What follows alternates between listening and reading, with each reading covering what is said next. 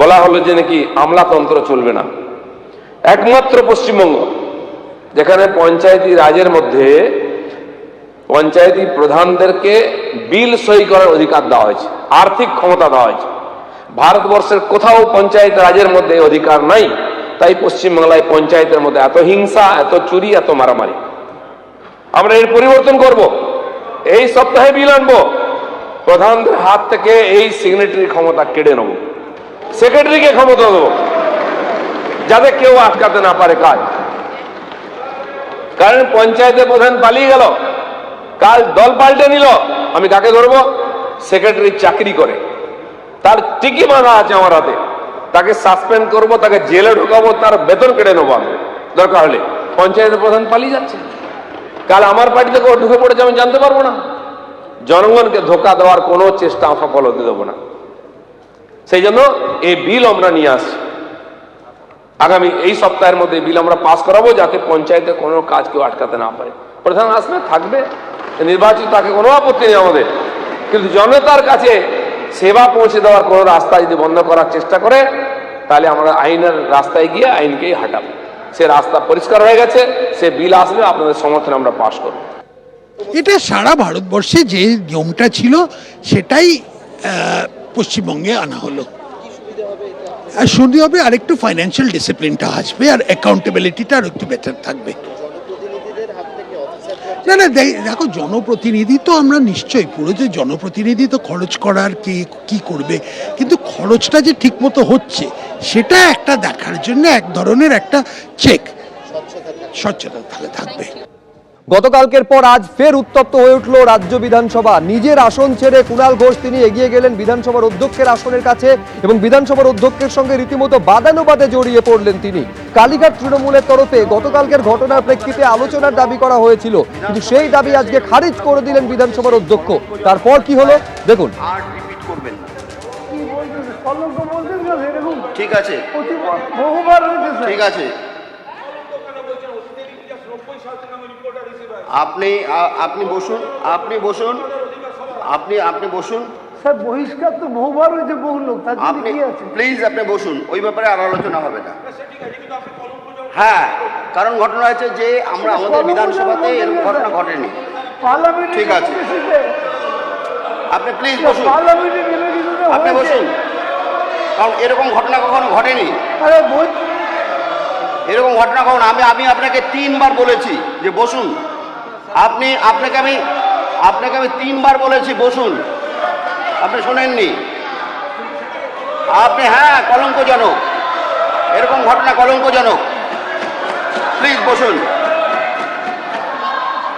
মহা মুশকিল। আমি আপনাকে 3 বার রিকোয়েস্ট করেছি যে আপনি বসুন, আপনি ওখানে গিয়ে ধাক্কাধাক্কি করা শুরু করেছেন। না না,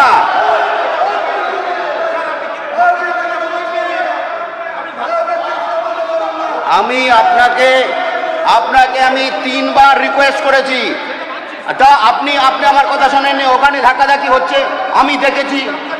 হ্যাঁ, এই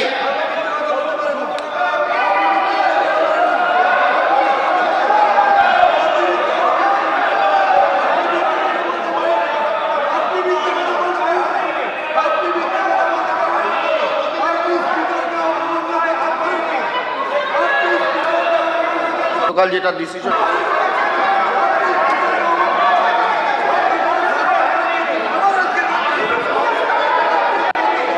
এক মিনিট, আপনারা সবার কাজ চালু করতে দেবেন। কুণাল বাবু, 1 মিনিট।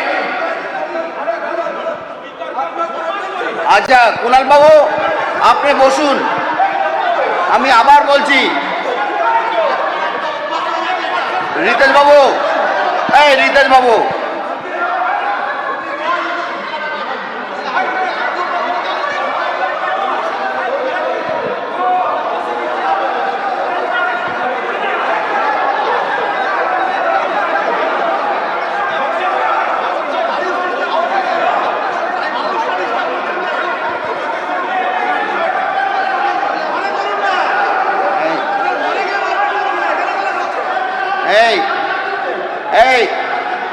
আচ্ছা শোভনবাবু বসুন, বসুন, আমাকে সবার কাজ পরিচালনা করতে দিন।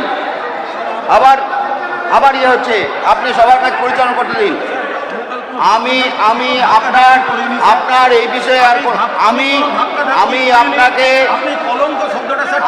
আমি ঠিক বলেছি, কারণ ঘটনা আছে একদম। আমি ধাক্কা ধাক্কি করিনি, আমি কোনো ধাক্কা ধাক্কি করিনি। আপনি বসুন, আপনি আপনার নিজের জায়গা বসুন। আমি আপনাকে সম্মান করি, আপনি নিজের জায়গা বসুন। সম্মান করলে পরে আমি আপনাকে বলছি, আপনি শুনছেন না। শুনছি তো, তাহলে বসুন গিয়ে। তাহলে ওই যে কলঙ্ক বললেন, আপনি ওখানে বসুন গিয়ে। আপনি কলঙ্কটা স্যার প্রত্যাহার করেন। আমি বলছি আপনি বসুন কলঙ্ক করি না, না। আপনাকে কলঙ্ক করি। Thank you sir. হ্যাঁ,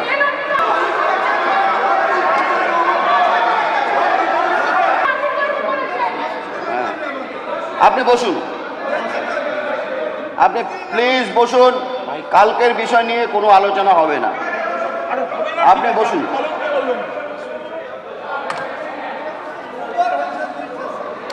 আপনি বসুন প্লিজ। হ্যাঁ হ্যাঁ, আপনি বসুন।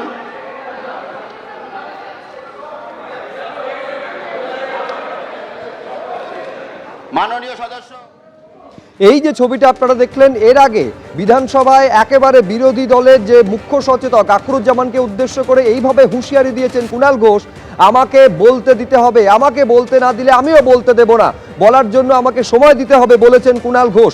নিজের আসন থেকে উঠে গিয়ে তিনি গিয়ে বসেন যেখানে আখরুজ্জামান, সন্দীপন সাহা, ফিরহাদ হাকিমরা রয়েছেন তাদের পাশে, এবং সেখানেই আখরুজ্জামানকে উদ্দেশ্য করে হুঁশিয়ারি বেলেঘাটার বিধায়কের।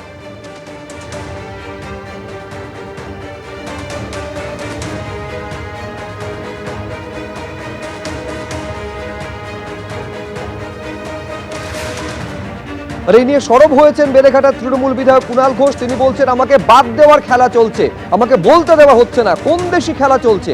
কি বলেছেন কুণাল ঘোষ দেখুন। একের পর এক দিন যে ঘটনাগুলো ঘটছে, শিডিউল বক্তব্য শোভনদেব চট্টোপাধ্যায় আমার নাম দিচ্ছেন আর আখরুজ্জামানরা নাম কেটে দিচ্ছেন, অর্থাৎ বলতে দেয়া হচ্ছে না। আর সরকার পক্ষ চাইছে তাঁরা সরকারও চালাবেন আবার বিরোধীও পুষবেন। অর্থাৎ গতকাল আমি তৈরি হয়ে এসেছিলাম পুলিশ বাজেটে বলবো সন্ত্রাস ইত্যাদি, আমায় বলতে দেওয়া হয়নি। আমি যখন জানতে যাই তারপর আমার সঙ্গে দমন পীড়ন হয়েছে, আপনারা দেখেছেন সবাই। আমাকে শেষ পর্যন্ত মার্শালদের টিম দিয়ে বার করে দেওয়া হয়, আটকানো হচ্ছে আমাকে, বাদ দেওয়া হচ্ছে আমার নাম।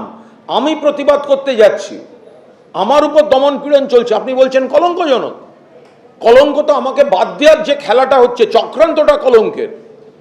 তখন আমি কারুর গায়ে, এমনকি কোনো ডেস্কেও আমি স্পর্শ করিনি, কারুর কোনো মাইক স্পর্শ করিনি, কারুর কোনো শরীর স্পর্শ করিনি, উল্টে আমাকে এসে অ্যাটাক করা হয়েছে। আগামীকাল যে পুরো নগরোন্নয়ন দপ্তরের বাজেট আছে, আমার দলের তরফ থেকে শোভনদেব চট্টোপাধ্যায় জানিয়েছেন তিনি আবার আমার নাম দিয়েছেন এবং আমাকে প্রস্তুত থাকতে বলেছেন। আর অন্যদিকে আখরুজ্জামান শোভনদেব চট্টোপাধ্যায়কে জানিয়েছেন যে কোনো কারোর নাম দিন, আমরা কুণাল ঘোষকে বলতে দেব না। এটা কোন দেশি গণতন্ত্র হচ্ছে?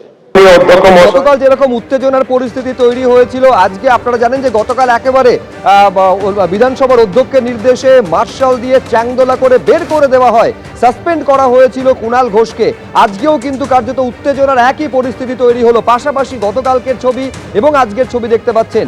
গতকাল যখন আখরুজ্জামান বলতে উঠেছিলেন তাকে বলতে বাধা দেন কুণাল ঘোষ এবং রীতিমতো উত্তেজনার পরিস্থিতি তৈরি হয়। গতকাল পরিস্থিতি শান্ত করার চেষ্টা করেন বিধানসভার অধ্যক্ষ এবং তারপর তার নির্দেশে মার্শাল দিয়ে কুণাল ঘোষকে বিধানসভার অধিবেশন কক্ষের বাইরে চ্যাংদোলা করে বের করে দেওয়া হয়। আজকে ফের উত্তেজনা তৈরি হলো যখন গতকালকে নিয়ে আলোচনা চাওয়া হলো কালীঘাট তৃণমূলের তরফে।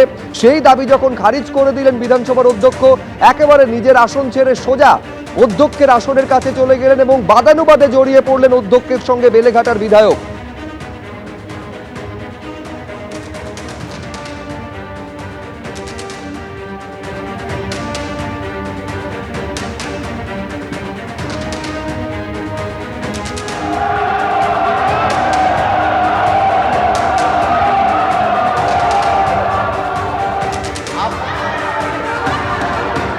আপনারা সবার কাজ চালু করতে দেবেন। কুণাল বাবু